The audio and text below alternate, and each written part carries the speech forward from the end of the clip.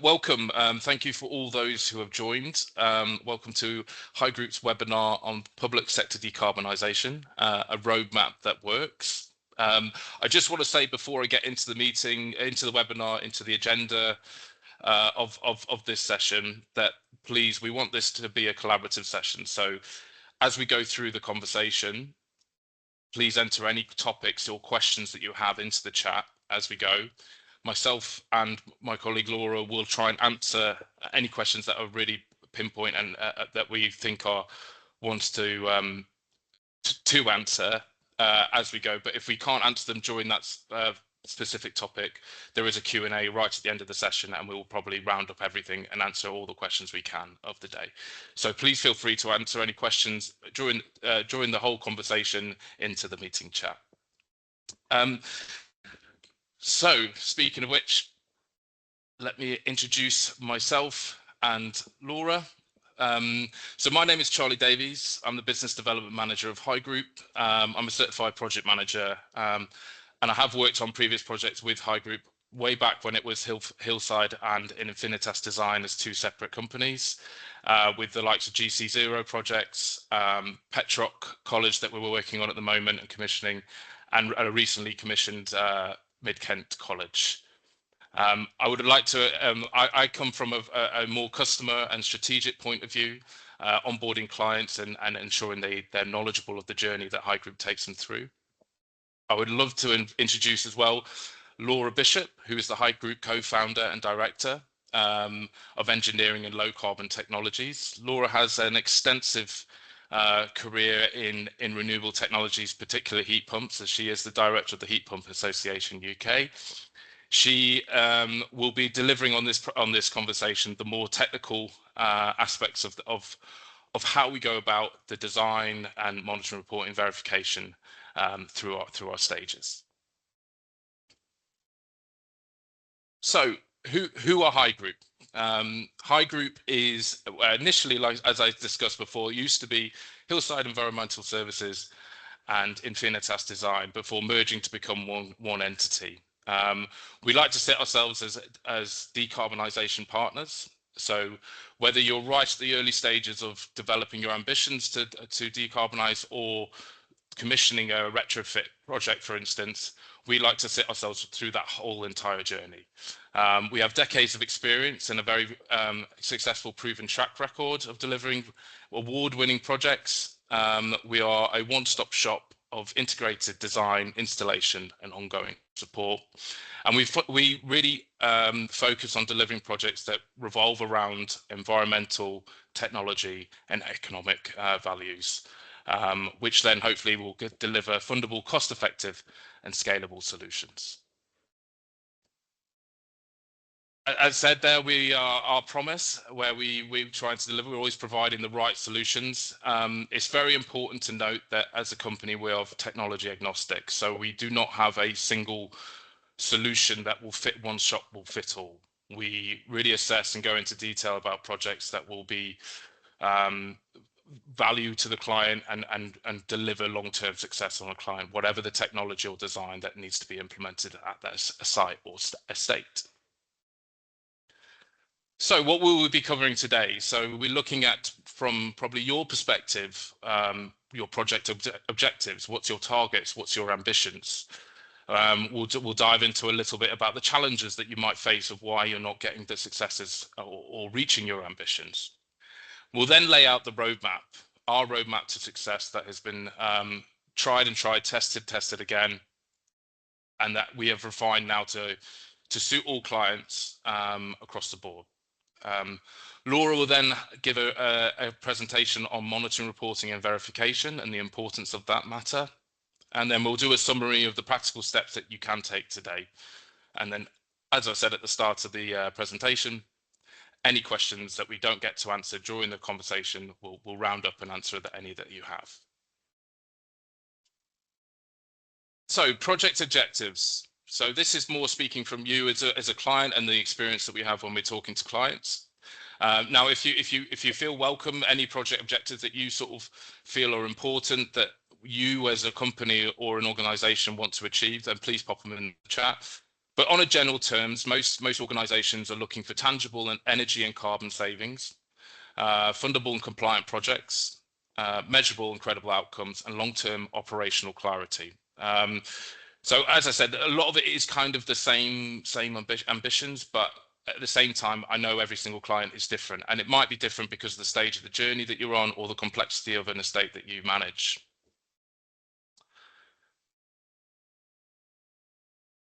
So what are the challenges then that most people face when they're trying to achieve these objectives? So the planning versus delivery gap. Now, there's going to be quite an emphasis from us on this initial stage of planning. So it's the discovery as we go through our roadmap, the discovery in the feasibility stage. This really then converts your ambitions into realistic targets. So we'll go into a bit more detail on that later on. Other challenges may be the compliance, contractor coordination and funding hurdles. So again, this really feeds back to our feasibility, our understanding of where we want to go to, what needs to happen to get the wheels in motion. Sorry. And then also at the end, as we've talked about with monitoring, reporting and verification, difficulty demonstrating real world impact. So how is your project successful? How is it saving yourself costs in your energy, but also more importantly, what is at the heart of all this, saving you carbon. So it's introduced to you, this is our 5-step evidence-led framework that High Group uses across all our projects. So as you can see there, we have 5 steps of 1, decarbonisation discovery plan, 2, feasibility and strategy, 3, design and finance readiness, delivery and quality assurance, and performance and optimization. This has really been built around by our knowledge and expertise and experience through delivering these sort of projects that really focuses on the complexity of public sector estates or other estates and really reduces project risk. So let's have a little deep dive now. So step 1 is a discovery. Now this is probably where you get on the call with somebody like myself to really understand and ask the questions, do we know what the problem we're solving? So what is the issues at the estate that we're trying to solve as a partnership moving forward? Many estates will start with technology, whereas they might skip gaps, for instance, looking at the fabric first of a building. But what this discovery phase will really do is prevent wasted effort. So we're really aligned on goals, 1 from you as an estate strategy, but then 2 as a company, that we're not going down a pathway of not achieving something that is unachievable. So that can be coming down to, if we wanted to go down a full retrofit, of what that looks like from like I said before, a technology, economic and environmental viewpoint. Once we've gone into this discovery phase, I will hand over to now Laura gets to have a chat, but this is where the work really starts to happen on the detail and the concept of what it's going to go through, really looking forward that through to what is called our feasibility and strategy step phase. Thank you, Charlie, and thanks for the intro. Really good to see so many on the call today. So I'm just going to pick up where Charlie left off on our step 1, which is the discovery. As Charlie said, that's very much sort of a chat with you to find out what it is you're trying to achieve, to deep dive and probe into what it is that any sort of strategy work that we do with you, what is it you're trying to achieve at the end of that. But step 2, the feasibility and strategy, really important part of any decarbonisation project, however large or small. And I always liken this stage to architects and buildings. So you wouldn't go into building a building without having an architect come in first of all and do some of the upfront high level designs and what could be achieved. Sometimes this is missed and people do jump straight into, well, I just want a heat pump or I just want solar. Actually, what we want to do in this step 2, once we've established your high level requirements, are you interested more in cost savings? Are you more interested in carbon savings, regardless of cost? This is when we start getting stuck into the details. So coming to site, having a look at the buildings you've got, whether it's one small building, whether it's a campus of buildings, whether it's a town-wide heat network. So are we confident that what we want to achieve can actually work? And we will look at that very holistically, and we will look at it specifically for your building set. So each building, as it says here, each building behaves very differently. If you've got a Victorian hospital, that's going to be very different to an office block built in the 2000s. The way in which the building is used, the way that it's heated, the amount of hot water, whether there's any cooling needed, what are the power demands in the building. We establish that baseline for you, as well as a baseline energy consumption figure. So how much gas are you using? How much power are you using? What is the cost of that? And then we have a look at what different technology could be brought in to help you to offset your gas consumption, or to help you reduce your electricity consumption. And if you are, for example, going down the heat pump route, that does mean you'll be consuming more electricity, which is more costly. So how can we offset that using on-site power, or power purchase agreements, or battery storage? Do we need to do major fabric upgrades? All of this is what we look at. So it's a whole broad brush of what does the building need? What could we do? And then looking at this from an optimum techno-economic feasibility. So what's the technology? And then also what's the cost of that? So that's looking at the capital costs. This will be high level at this stage. And also the operational costs, the repair costs, the offset costs that you might be saving from, say, eliminating gas use. And what we try to achieve here is what we want to avoid, which is project failures later on, because we just didn't establish well enough at this stage those baseline energy costs, or those what you can and can't do at this stage. We'd also do a risk register at this point as well. So just to highlight those really high level risks that could come and upset you later on, upset the project. So that's what we're attempting to do here. We would then produce a report for you, and we would then come and talk to you about it. We wouldn't just issue that to you. We'd come and have a chat with you and help you to establish what that strategy is that we are proposing, and work out the next steps. So let me go into step 3. That says that the feasibility study has been reviewed, it's been accepted, we've chatted about it, we've developed it, we've come to something that we're really happy with as you as a client, and also as High Group. The next really important step is the design. And as a design engineer, I do see that sometimes this gets skipped over again. And going back to the architect analogy, and when somebody starts to build a building, whether it's a house or an office block, the architect will have done all of the drawings, and that will be ready to be installed. Now, at High Group, we don't do performance specifications as a rule. We do if a client wants us to, but generally we will design this down to the last, almost the last nut and bolt, so that we can be absolutely sure that the costs that we are then proposing at this stage, or gathering together, are as close as possible. It eliminates a lot of the risk and the unknowns at this stage. So, for example, some people might write a performance spec that says this has got to be a 100 kilowatt heat pump with 200 kilowatts of solar PV. Then they will issue that out, and somebody else will then design that. But the costing then may change quite substantially, because somebody decides that to change some of the design, or to make their own assumptions later on. So we try at this stage, step 3, to design as much as we can, to cost it as accurately as we can, and then to also close out any risks that have been identified during the design phase. And if there are residual risks, we make you aware of them. And that's a period of time. We decide to invest early on in that design phase, in that financing and costing phase, because we know from experience that if that isn't nailed down early on, things will run away, costs will increase, things will come out of the woodwork that people were not aware of later on. So this step 3 for us is a big piece of work, but it certainly helps with ensuring that what is installed and the construction phase of the project, and also the afterwards, the performance and optimization of the system, is actually exactly what you were told it was going to be, rather than running away with it and then you ending up with something that costs a lot more and doesn't actually do what you intended it to do. I'll hand back to Charlie now as well. Thank you, Laura. No, that's great.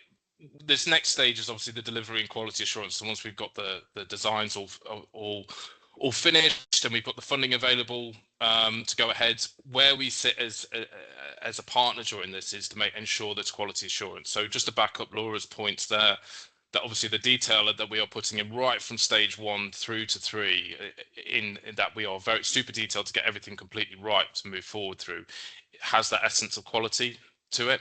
And where we like to sit is that quality assurance. So as Laura said, we've made sure that we'll make sure that everything is installed to our design specifications. It's very transparent to the client moving forward of the where the project is up to, what the next stages are, any complexities that may occur, any risks that we are mitigating, X, Y, and Z.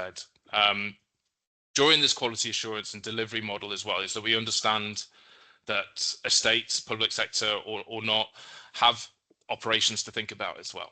So there is obviously a mass amount of project management that needs to be taken into consideration here to make sure that the project is being delivered on a timeline that is aligned with the estate strategy, but also with the operations. So whether you run a school, college, hospital, X, Y, and Z, it will make sure that we're aligned and we're not disrupting the services that you provide. Just to finalise on that delivery and quality assurance, poor quality assurance can lead to underperformance. So as we said, we sit here during this whole journey through this process to make sure that at the end, what we have designed and set out and aligned with your ambitions is achieved, and we can validate it at the end. Which then brings me on to the last stage, which I'll hand over back to Laura. She is going to do a bit more of a section on this after this slide. So Laura, with performance and optimization. Thank you, Charlie. Yes, so MRV, metering or monitoring, reporting and verification. Having worked in this industry for a long time, one thing that I notice doesn't happen very often is what happens after the installation. So a lot of projects I've seen get installed, the installer disappears, and then the client is left holding their heat pump, holding their solar, holding their CHP engine, whatever it is, and then they think, I don't even know if it's doing what it should be doing. It's not working properly. It's not doing what I expected it to do. So for us, we have decided to introduce this step 5 and to make sure this happens on all our projects. So this is all about post installation, post commissioning, monitoring and reporting to you as the client to say, are your systems doing what we predicted they were going to do? We forecast that they were going to be saving you £100,000 a year. Is that actually happening? And if not, what are we going to do about it? So that I'll talk about it more as Charlie says at the end. But this we have an energy portal. We install meters, many meters on all of our projects. That's part of the project. It's not an additional cost. It's within the project. And we gather data from those meters, which comes into our energy portal, which I will show towards the end. And we then actively monitor that and ensure that the systems are delivering and performing as we expect. And if we're not, it gives us a great opportunity to come in and optimize that. Thank you, Laura. So just to do a quick summarize of that we start from the beginning, we align the goals, we get a baseline, work through the feasibility strategy into design, and then through project delivery, then we monitor and report and verify. Thank you for your question, Stephen. I will ask that to Laura in a second. She will be going on to some MRV in a bit more detail for you. Just on this as well, just to turning this ambition into action. So as we said, we want to deliver this quality, but it's also this transparency. So as we said, we're technology agnostic. So we will hope and find the most viable solution moving forward for your organization. And like I said, really taking those pillars of technology, economics and environment and really see what the whole picture looks like from all those standpoints. Now, as the public sector, I thought I'd just touch a little bit on funding. Now we could do a deep dive into funding, but just to do a quick overview, as obviously many questions come to me about PSDS not happening this year for the public sector decarbonisation scheme being pulled. So with the public the public sector mandated to decarbonise, how do we then access this funding? Now, what you can see from the graphic there are many funding options out there still for you. But with that, this shows how important it is to go back to this discovery and feasibility stage to make sure these projects are viable and compliant moving forward. That allows you to explore all routes then and unlock your ambitions. And it's something that we pride ourselves at High Group, that we can find these and navigate these quite complicated funding routes for you. So if you have any queries about this, I'm more than happy for you to drop me a call or drop me a note, and I can set up a call with you to run through some options that are potentially out there for you. Which then brings us to the end of our roadmap. And now I'm going to hand it back over to Laura, who is going to go a little bit into detail about that, and then as we said, we move forward through this. Please answer your questions, and we'll try and respond as we go on. So over to Laura. Thank you, Charlie, and thank you, Stephen, for your question. I hope I will be able to answer that during the next few minutes. If I haven't, I'll read the question again and make sure that I have answered it before we leave this. I love this quote by Lord Kelvin, and I don't think he's the only one that quoted it, but this is the one I use. So if you can't measure something, you can't improve it. And that's what this whole aspect of monitoring, reporting and verification is about. I've already talked about how important that I personally feel this is, and also as a group, as High Group, we feel this is a super important aspect of a project that is sometimes missed, but we do not want to miss this out of any decarbonisation programme. If we don't monitor and optimise these systems, and whether they've been funded by government, whether they've been funded by local authorities, whether they've been funded privately, money has gone in to decarbonise buildings and to use technologies that should absolutely be performing as people expect, to save the carbon and to ensure returns on investment. So as I say, it's monitoring, so looking at what the system's doing. It's reporting, so it's not just having the system sitting there dumbly just absorbing data. It's reporting on that and then verifying that the data we're receiving matches what we predicted at the start of the project. And it is really essential for, in our opinion, it's essential for funding and compliance and the performance of the system, as I've just described. So what are we doing? We are tracking energy. I'm just looking at Stephen's question there. So what we do here is, and I might be covering later slides here, but what we're doing here is at the start of a project, we encourage our clients to hook up their gas and electric data feeds. For example, if you've got half-hourly electric automatic meter reporting, hook that up into our energy portal, and we can then get live data which tells us exactly on a 30-minute basis or 15-minute even, when are you using energy, when are you using electricity, how much are you using. And the same with gas. Gas is a bit more tricky, but we still do it with many of our customers. And that tells us things like, are you using gas in the middle of the night when the building is closed? What's your peak load? That is so useful for sizing heat pumps accurately. And it also gives us a really accurate baseline of cost, carbon and kilowatt hour usage right at the start of a project. And we've got clients who have been hooked up to our systems for 18 months. We're now into the commissioning and utilisation of heat pump and solar technology at some of the projects Charlie mentioned. We can use that baseline, that will continue within our HIPAA portal, which I'll demonstrate. And then we can actually see the real life impact of putting solar and heat pumps and other technologies in against the baseline.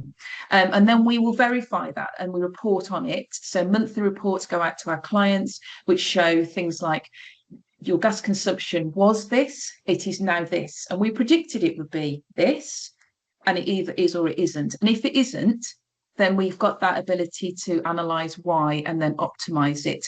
And just going back to what I said previously, even without putting in any decarbonisation technologies like heat pumps, like solar, just by monitoring your energy usage on a 15-minute or 30-minute basis using our portal and having us reporting on that, might enable you to switch things off that are running that you weren't aware of. For example, one of our clients had an anomalous overnight electricity usage, which was not an insignificant amount, and they found a compressor that was running uncontrolled all the time, 24/7. We were able to identify that through submetering, and they switched that off, and just not even installing solar PV, they were able to save quite a bit of money just by doing that. So if we just flick onto the next slide, Charlie, I can see some questions coming in, which is great. So what does MRV give you? Monitoring, reporting, verification. It enables you to prove the performance because it's real data. It's daily data on a 30-minute basis, so it's telling you exactly what's going on. You can then optimize that, so you can put something in place to improve something, you can switch something off, you can change operating times, and you can actually see the impact on your consumption or your carbon generation in real time.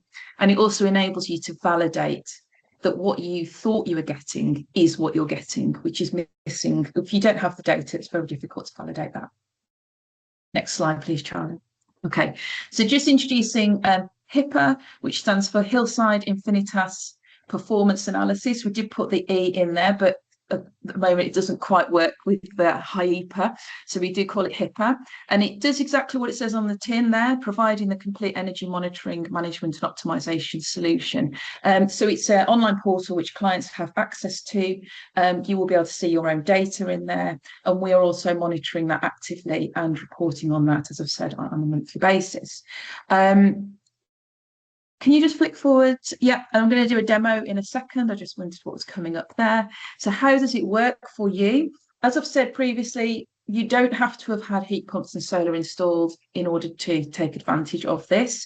When we do a feasibility study, as I say, we do encourage our clients to sign up to the service. So we will come and survey your existing gas and electric and also water meters as well. We've got one client doing water at the moment with us. We look at what meters you've got. We look at the ways in which we can collect that data and get it pinging into our portal. And then we use that data to baseline very accurately your existing consumption. So that would be cost, using your actual tariffs, your carbon, and your kilowatt hours, and that's for electricity and gas, and as I say, to water as well. Then we use that to analyze, so we can then size, say, optimum solar array sizes, we can optimize heat pump sizes, and then we will report that out to you. Once your heat pump's gone in, once your solar's gone in, then we'll report on that on a monthly basis, and that's a continuous monitoring system, so it continually brings data in on a 24-hour basis. So if you just flick to the next slide, Charlie. Okay. So what it can do, I think I probably covered this anyway, the solar on the roof there, that's Gloucestershire College, which was our first project a few years ago that hooked up to our portal. So we report on actual versus predicted performance. And as I say, you have full data visibility as well with a login, so you can go and look at your own systems, as well as knowing that we are looking at this as well on your behalf.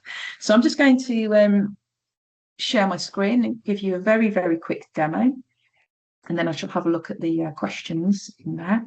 So this is our HIPAA portal. I'm just going to minimize Charlie there. So what sort of things do we have? When you log in, you'll see your demo site, which will actually be your campus or your hospital or your office block.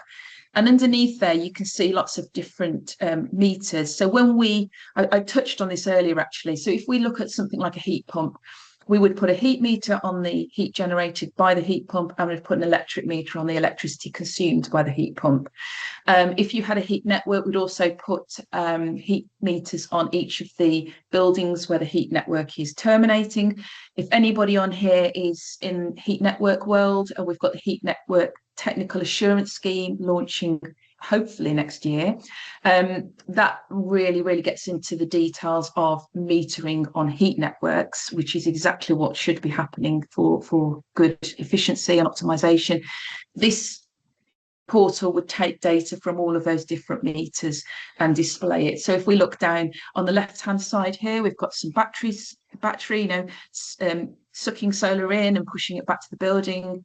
We've got a hot heat meter on a domestic hot water. This is on the primary side, measuring how much heat is going into a cylinder. We've got how much heat is being produced by the gas boilers, grid electricity, how much is being consumed by the site, how much gas is being consumed by the site. And we can also calculate things like the heat pump coefficient of performance using the electricity meter and heat meter on the heat pump. And then we also have solar generation. So it just looks basically something like this. So this is real live data. This is a demo site though. So solar generation, you can look at it as kilowatt hours on a half-hourly basis. We can go look at it on a weekly basis. We can look at it on a monthly basis, and also on an annual basis from year to year. You can also compare year on year. But what I really like is the fact that you can get into the detail of things like, when is my heat pump running? And so if you just have a look at the heat pump, that's the yearly. But if I look at the day, like so July, that's exactly what we want to see. We do not particularly want our heat pump running in July when it's a very hot day, unless it's doing domestic hot water. If we look at December, so we can see that there's some kind of anomalous data. It might be that the heat pump is running at 12:30 at night. Is that right? Should it be? You can see when it starts to come on in the middle of what time does that come on? So at 6 o'clock it's enabled and comes on. But interestingly, things like, we don't want any gas being consumed at the same time as the heat pump's running, especially if gas is only doing heating. It's one of the things that we've seen actually with a few of our projects where, especially in commissioning phase, if you retain your gas boilers and you've put a heat pump in, what you can sometimes see in the commissioning phase that the gas boilers are still running at the same time as your heat pump. If you don't have data, you can't see that that's happening. You might know that your boilers are running, but are they running flat out, or are they just running a little bit?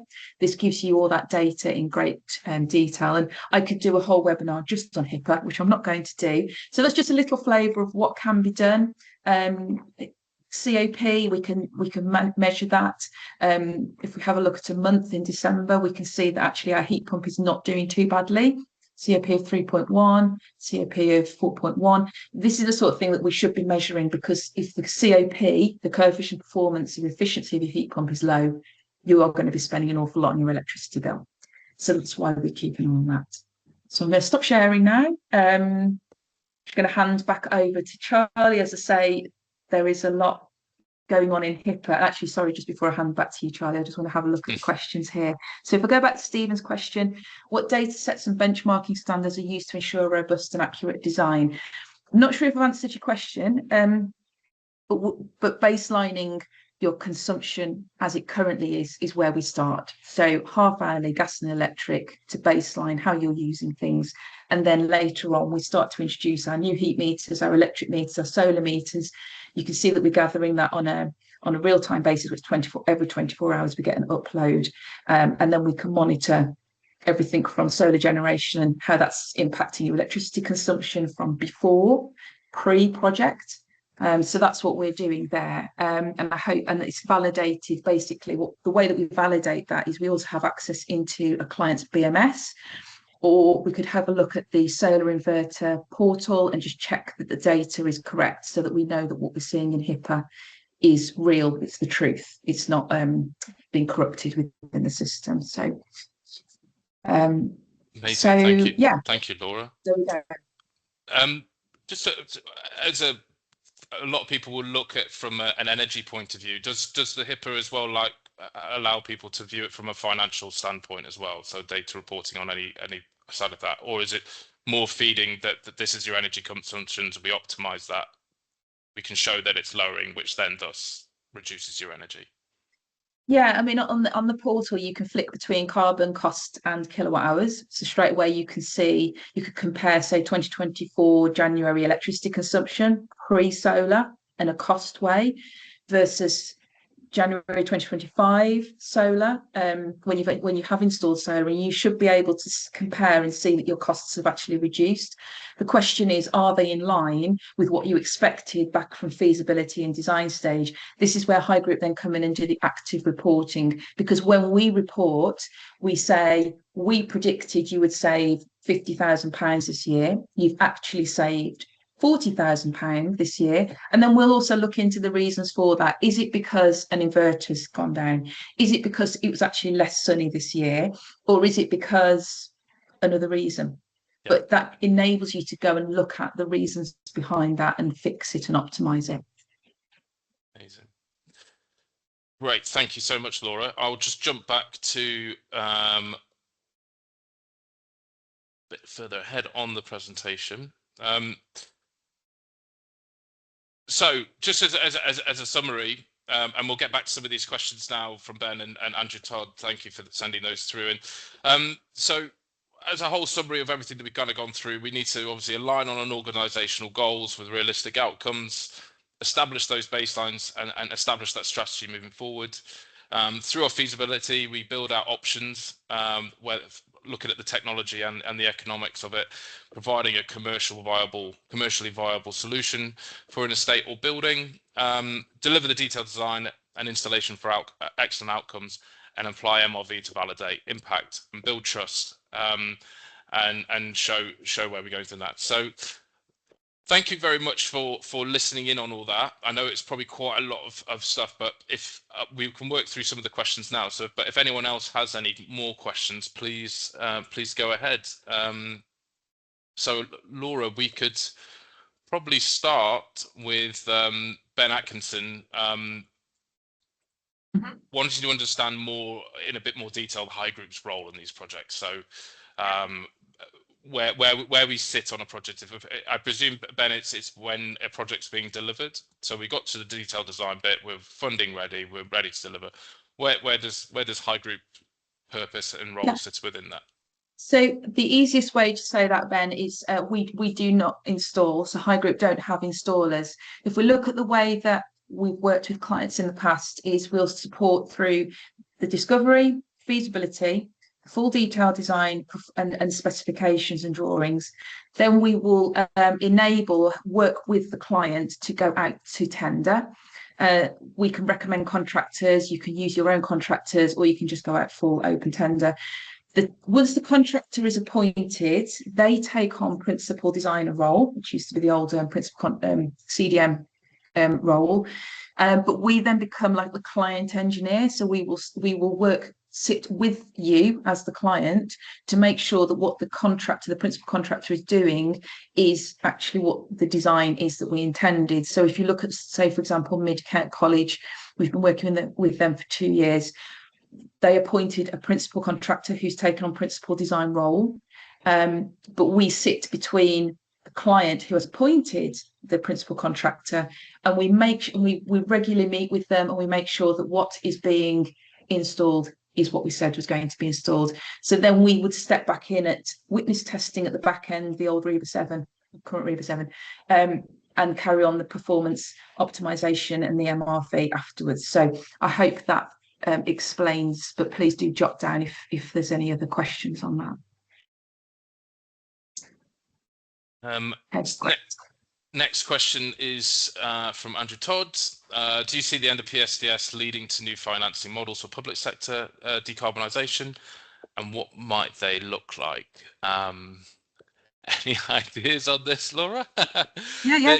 So what I do know is people like the National Wealth Fund and the Green Finance Institute and even DESNZ themselves and Treasury are talking about new public-private partnerships or public-private investment. It's been talked about for a long time, and we have yet to actually see this coming out in the reality. In the domestic sector, we are seeing a lot of products on the market, things like green mortgages, which are enabling people to take loans rather than grants. But we still have a boiler upgrade scheme and grants like that for domestic. I think it's going to be a little bit of time before a product is made available. for the public sector. In the meantime, what High Group are doing is securing funding to enable these projects to go ahead. I think things like energy service contracts, ESCOs, will become more. They're already obviously out there and have been working for a long time, but I think we'll see more of those where people, providing that the public sector can borrow the money or can enter into an ESCO, you'll see more private firms investing in solar on roofs or solar with heat pumps for the public sector. And also PPAs will become more, so that's power purchase agreements, where public sector can buy electricity at cheaper prices from solar farms. And we're also facilitating that on a couple of our projects as well. So I think there's a lot of products out there. What they actually are and will be, I think, remains to be seen, especially if government are going to be facilitating that. But there are plenty of private companies out there who are willing and able to fund projects under a PPA or an ESCO.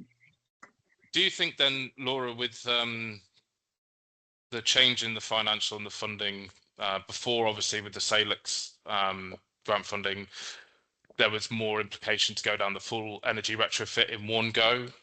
Will this now imply for estates or organisations to probably look at more of a long-term decarb strategy where they could focus on a particular set of buildings, generate some revenue through energy savings, whether it's solar, battery, etc., and then build a longer estate strategy that way? I think that is a great point. And yeah, I'm really glad that you brought that up, because what's happened with Salix and PSDS is that it led with heat pumps, which was right. You know, it's the right thing to do because we're trying to decarbonise heat. It's quite difficult to do, so they funded that. But what we found was that there was big projects going ahead, big heat pumps, big solar, batteries, heat networks, huge projects, which is really great ambition. I think what could happen now, and is probably a good idea, is to spread that out over 5 years. So first of all, I'd say decarbonise your electricity, reduce your costs, generate your own power. Then you've got a lot more control over your price of electricity. Then when you do transition to heat pumps, which is going to mean that you are not buying gas anymore, but you're buying electricity to run your heat pumps, which is a lot more expensive, you've actually got control of your electricity pricing, and that will enable you later to actually afford to run your heat pumps. So yes, I do think rather than pushing all of the work into, say, a 2 to 3 year period, all being funded by Salix, this does actually free up people to be a lot more flexible and free with the products that they bring on. So that strategy that we do early on in the process would say, okay, you could do everything and it would cost you £20 million, or you could just actually put solar on all your roofs, or you could do a solar carport, generate some power, do that for 1 year, do that for 18 months, monitor that, optimize it, and then look at putting a heat pump in 2 years, 3 years, 4 years. So yes, really good point, and I think that's a good thing to do. Dave Roffey has, obviously it's a very valid point of an FE college we're unable to take out loans, which really cuts down the options that we have for funding. Do you have any advice for Dave on this side of things? Yeah, and it is a problem. I mean, Russ, my business partner, has been very, very involved in the FE sector. We did have a finance product which was going to match or to make up the shortfall of any PSDS funding. And then the Office for National Statistics changed the way in which FE colleges were categorised, and that meant that they could no longer borrow private funds, which was a real blow. We have been developing behind the scenes a product that has actually had high level approval by the DFE to enable money to be lent into the FE sector. So that's all I can say at the moment, Dave. It's something we should definitely pick up outside, but we potentially do have a finance product that is available for FE colleges, not just FE colleges, actually schools as well, to borrow from. Yeah, absolutely. It's interesting. Yes. So definitely would like to talk to you more about that afterwards. Fantastic. Well, unless anybody has some very urgent questions to pop into the chat now, I think someone's just typing now. Typing something. We'll take one more question. There we go. Thank you very much. Thank you, Zoe. So just moving on, just say thank you for your time. Obviously, we will share these slides with you all post this conversation. I want to thank Laura for her time here and her expertise to deliver very key messages across of how we can support you to decarbonise. Please don't be shy. If you want something of a discovery call to ask any questions, or you need a little bit of advice to go down a route as an initial stage, we do offer this sort of areas, this discovery section as a free of charge. We're here to support organisations to get where they need to get to, and really support on that pathway. So, as I said, I'll issue out these slides after. You then have myself and Laura's details at the bottom. Please feel free to reach out. And once again, thank you so much. Thank you, Laura, and thank you for everyone that was joined the call and for listening. Thanks, Charlie. Thank you all. Cheers. Bye.